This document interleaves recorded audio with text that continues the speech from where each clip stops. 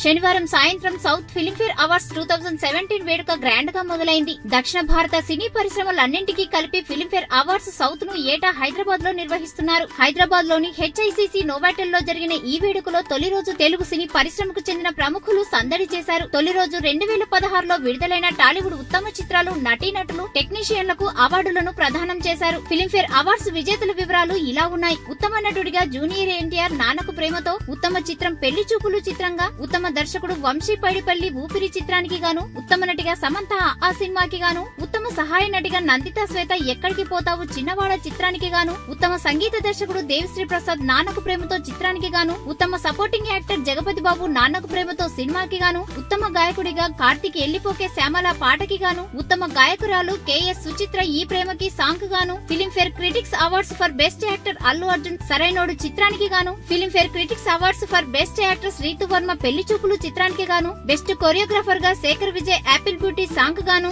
Best cinematography P S Vinod Oopiri చిత్రానికి గాను, life time achievement award Vijay నిర్మలకి గాను, తమ లిరిక్ రైటర్ రామజోగయ్య శాస్త్రి ప్రణామం సాంగ్ కి గాను అందుకున్నారు. ఈ వీడియో గనుక మీకు నచ్చినట్టయితే లైక్ చేయండి, షేర్ చేయండి, సబ్స్క్రైబ్ చేసుకోండి.